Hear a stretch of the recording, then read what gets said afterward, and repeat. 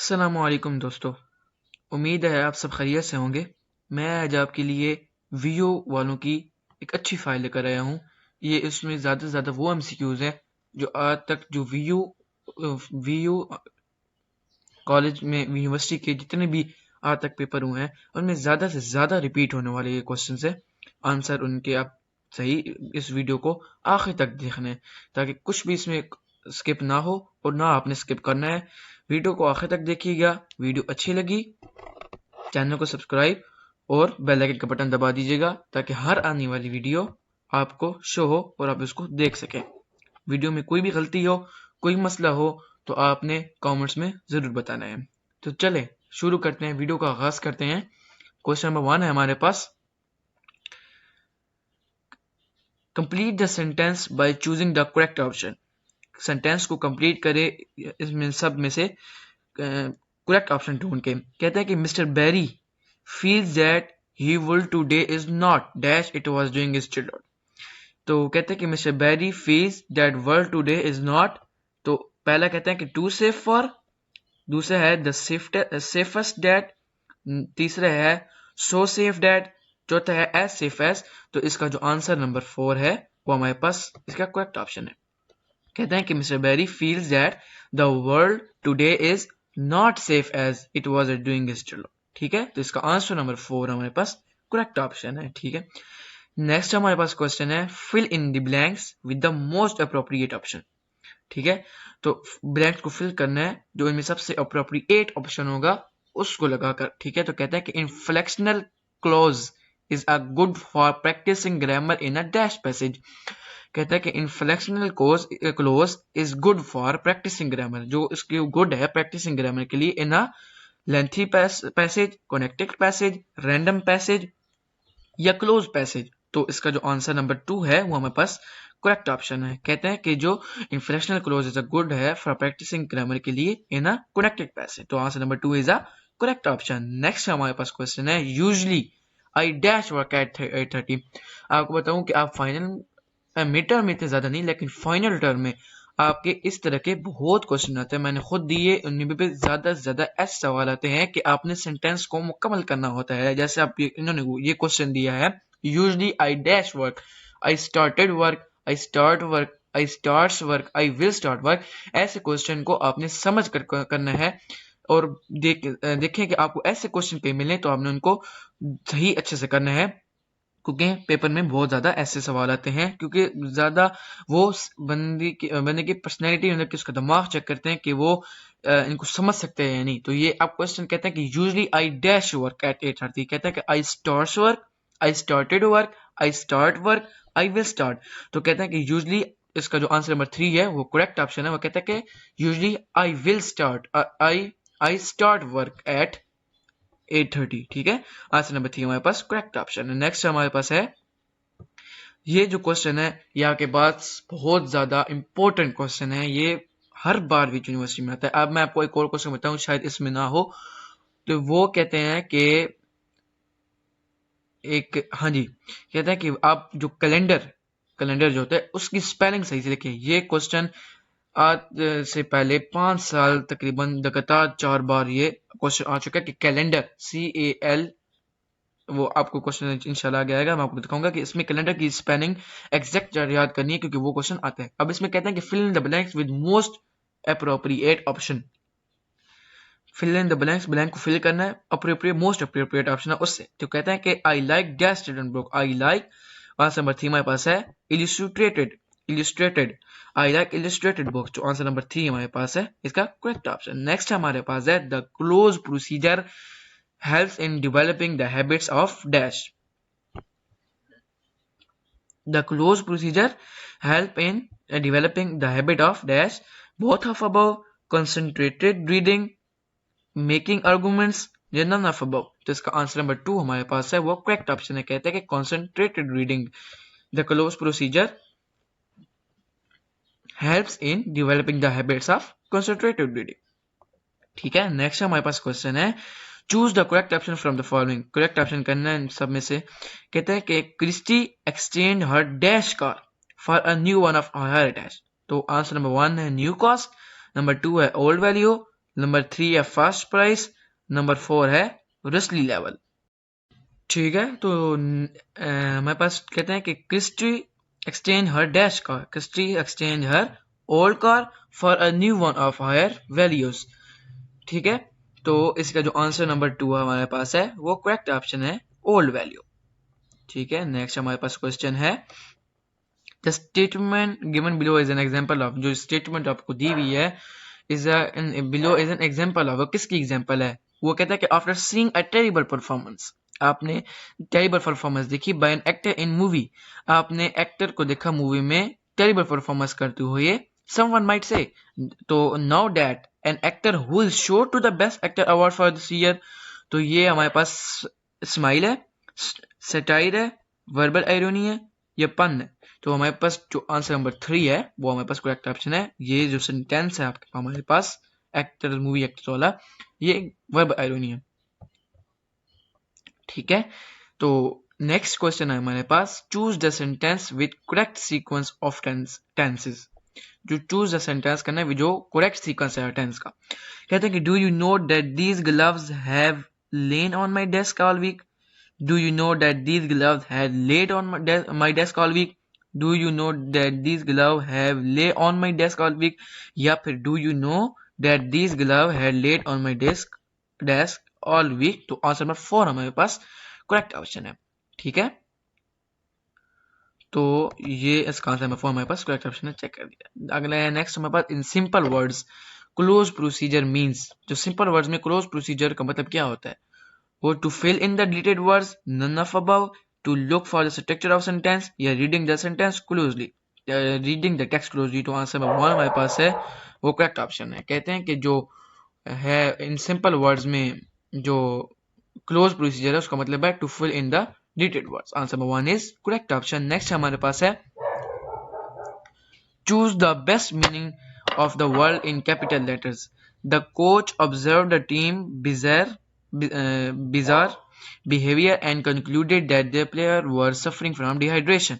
तो इसका ऑप्शन है ordinary, appropriate, unusual, a flea market and bake sale. ठीक है, तो इसका जो आंसर नंबर 3 हमारे पास है वो हमारे पास करेक्ट ऑप्शन है कौन सा? unusual। ठीक है, ये आप चेक कर लीजिएगा। नेक्स्ट हमारे पास क्वेश्चन है His smarmy speech left no doubt that he felt superior to those he was meant to be praising. The word smarmy mean, मतलब कि the word smarmy is an क्या है ये adverbial phrase है, adjectival phrase है, adverb है या adjective? तो आंसर नंबर 4 हमारे पास करेक्ट ऑप्शन है कि ये जो सेंटेंस है, ये जो वर्ड है स्मर्मी, ये हमारे पास एडजेक्टिव है। नेक्स्ट हमारे पास क्वेश्चन है, ओके थोड़ा मैं जूम कर लेता हूं,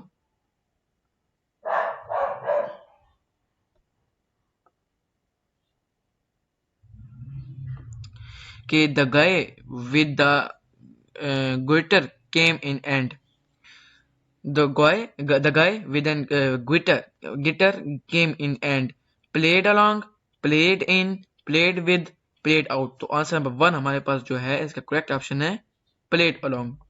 ठीक है, नेक्स्ट हमारे पास है choose the correct option synonym of meek is.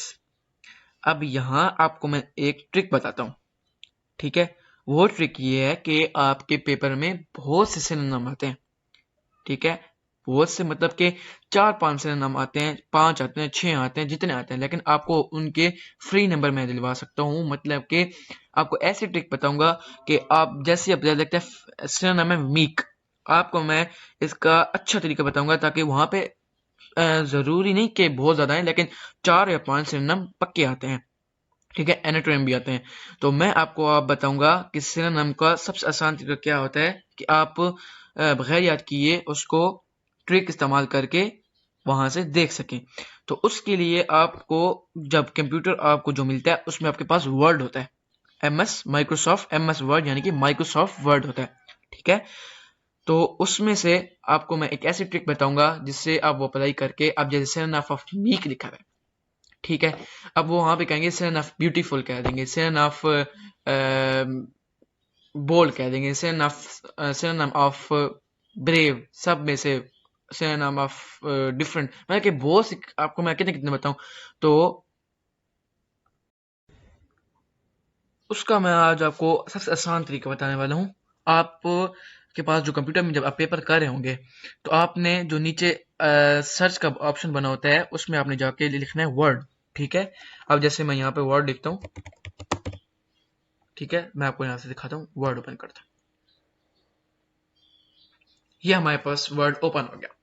ठीक है, अब यहाँ पे आप चेक करें, अब उन्होंने जैसे कहा कि आपने सिनोनिम करना है मीक का, MEEK, तो आपने सिर्फ टोटली कुछ भी नहीं करना, सिर्फ यहाँ पे आपने लिखना है MEEK, सॉरी, ठीक है, इसको आपने सिलेक्ट करना है, ठीक है, राइट बटन दबाना है। अब रुकिए मैं आपको एक चीज दिखाता हूँ, मैंने एक जगह देखा था, वो कहता है कि MEEK किया, तो हमने इसको सेलेक्ट किया, ठीक है, इसको हमने राइट बटन दबाया, इसका प्रेस किया, तो यहाँ पर कहीं भी नहीं आ रहा है इसका, तो सिनोनिम्स का ऑप्शन, वो इस वजह से नहीं आएगा क्योंकि आपने M छोटे लिखा है। जब आप यहाँ पे M बड़ा लिखेंगे, शिफ्ट प्लस M करेंगे, तो इसको अब आप सिलेक्ट करके प्रेस करेंगे, तो ये देखें आपके पास ये नीचे सिनोनिम्स का ऑप्शन आ रहा है। अब देखिए, अब इसमें कहते हैं कि सिनोनिम्स के ऑप्शन में आता है, इसका जो सिनोनिम है वो हम्बल भी है, टिमिड भी है, सबमिसिव भी है, जेंटल है, डोसाइल, मॉडस्ट, कंप्लिएंट, मिल्ड, मतलब कि इनमें सब में से अब चेक करते हैं कि इनके पास, हमारे पास इनमें सिनोनिम्स है या नहीं है। तो हम देखते हैं कि इसके पास, हमारे पास कौन कौन सा है, सबमिसिव है, बोल्ड है, आउटस्पोकन है, ब्रेव, तो सबमिसिव देखते हैं, हम सबमिसिव है यहाँ पे, तो हम चेक करते हैं कि सबमिसिव, ये देखें, नेक्स्ट हमारा जो आंसर है वो बिल्कुल करेक्ट निकला। कि आपको मेरी समझ आ गई होगी, उम्मीद है। अब आपको मैं एक और तरीका बताता हूँ कि बजाय इसके कि आप यहाँ पे फर्ज करें, लिखते हैं MEET, चलो मीट ही लिख देते हैं, मीक छोड़ मीट, मीक लिख देते हैं। अब यहाँ पे चलो, अगर आपके जहन में नहीं आता कि ये, आप टेंशन में आ जाते हैं कि भाई क्यों नहीं आ रहा असल में, तो इसका सबसे आसान तरीका ये है कि आप यहाँ पे जाएंगे इंसर्ट में, ठीक है, सो इंसर्ट में नहीं, रेफरेंस में, आई थिंक सो, या पेज लेआउट, सॉरी, आप जाएंगे यहाँ पर रिव्यू वाले ऑप्शन में, वर्ड के यहाँ पर रिव्यू वाले ऑप्शन में, यहाँ पर आपके पास ये वाला ऑप्शन होगा, थीसरस वाला, इसको आप क्लिक करेंगे, ठीक है, यहाँ पर आपके पास फाइल आ गई। इसमें आपने करना क्या है कि आपने जो भी आपने सेम निकालना है, जैसे मीट, ठीक है, मीट निकालते हैं, ये देखिए मीट लिखा, उसके सारे हमारे पास आ गए उसके सिनोनिम, और एक उन्होंने हमें एनाटॉम भी दे दिया, एनाटॉम इसका उल्ट जो होता है, मतलब कि वो भी हमें दे दिया कि उन्होंने कहा कि इसका हम एनाटॉम भी इसका है, ठीक है। तो अगर फर्ज करें, चले हम यहाँ पे लिखते हैं मीक, चलो मीक, देखिए हमने सब में सिर्फ किया था और यहाँ पर सब में से भी है। चलो एक और चेक कर लेते हैं, ब्यूटीफुल, BE, ठीक है, ब्यूटीफुल, ब्यूटीफुल का देखें सिनोनिम लवली होता है, अट्रैक्टिव होता है। अगली, असल में आपको मकसद मेरा बताने का ये था कि आपको सिनोनिम आते हैं, एनाटॉम आते हैं, तो आप बजाय इसके कि दिमाग लगाएं, लगाना तो पड़ेगा पेपर में, लेकिन मतलब कि आपको नहीं आ रहा, तो आपने ये ट्रिक इस्तेमाल करनी है, वर्ड में जाके अगर वो आप कैपिटल में लिखेंगे तो राइट बटन दबा के आ जाएगा, ना हुआ तो रिव्यू वाले ऑप्शन में पेन में जाके यहाँ पे थ्री वाला को करेंगे, यहाँ पे लिखेंगे, यहाँ पे आपके पास बना हुआ आ जाएगा, तो यहाँ से आप जो लिखेंगे आपके पास ये सारे आपके पास ये MCQs बने हुए आ रहे हैं, ठीक है, इसके जो भी हैं, ठीक है, तो उम्मीद है आपको समझ आ गई होगी। ठीक है, अगली की तरफ हम चलते हैं, तो ये देखें हमारे पास का ऑप्शन कौन सा होगा, सब में से, आपको मैंने ट्रिक बता दी है, तो ठीक है। नेक्स्ट हमारे पास क्वेश्चन है, कहते हैं कि dash irony occurs when the discrepancy lies in the situation itself, कि कौन सी आयरनी होती है, occur when the discrepancy lies in the situation itself, वो हमारे पास वर्डी होता है, वर्बल होता है, सिचुएशनल होता है, बहुत सिचुएशनल वर्बल होता है, तो वो हमारे पास आंसर नंबर 3 है, जो करेक्ट ऑप्शन है, वो हमारे पास सिचुएशनल होता है, ठीक है। नेक्स्ट हमारे पास क्वेश्चन है, the close procedure usually show the student dash, तो जो क्लोज प्रोसीजर होता है वो यूजली क्या शो करता है स्टूडेंट का, तो वो हमारे पास expertise in grammar, spoken skills, grasp of language, all of above. तो हमारे पास इनमें से चारों होते हैं, इनमें तीनों होते हैं, तो इसका जो आंसर नंबर 4 हमारे पास है वो करेक्ट ऑप्शन है, ऑल ऑफ अबव। कहता है कि the close procedure usually show the students, को क्या करता है वो हमारे पास एक्सप्लेन ग्रामर भी करता है, सब करता है, ऑल ऑफ अबव ऑप्शन। तो हमारे पास जो नेक्स्ट ऑप्शन है उसमें कहते हैं कि choose the correct option from the following.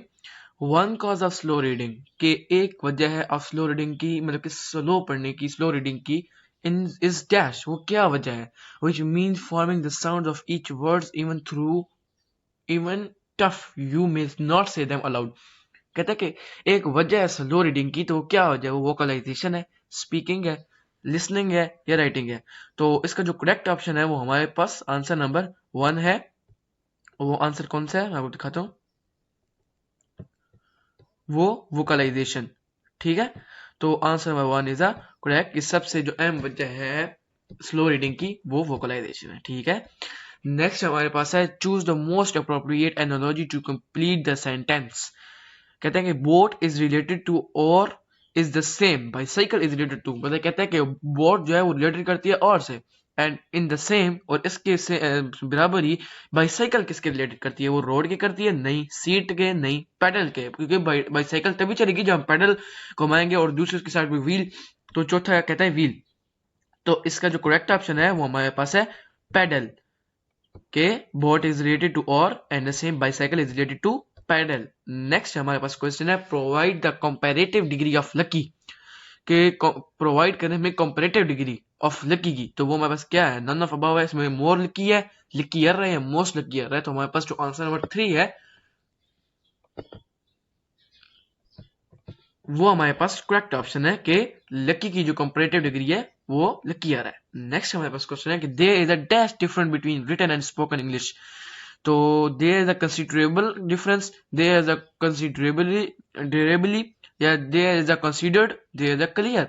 तो आंसर नंबर 1 हमारे पास जो है इसका वो करेक्ट ऑप्शन है कि there is a there is a considerable difference between written and spoken English. ठीक है, नेक्स्ट हमारे पास क्वेश्चन है in close procedure the learner needs to concentrate on dash of the text। in the close procedure में the learner needs to concentrate on the printing quality of text, none of the above of the text, or wider proportion of the text या grammar of the text। तो इसका जो answer number 2 है हमारे पास कि none of the above, कि इसमें से ना ही वो प्रिंटिंग क्वालिटी ऑफ टेक्स्ट होता है, ना ही वो वाइडर प्रोपोर्शन होता है, और ना ही वो ग्रामर होता है। तो इनमें से कोई ऑप्शन नहीं है, तो आंसर नंबर 2 हमारे पास करेक्ट है कि इन सब में ऑप्शन में से कोई भी ऑप्शन नहीं है सही।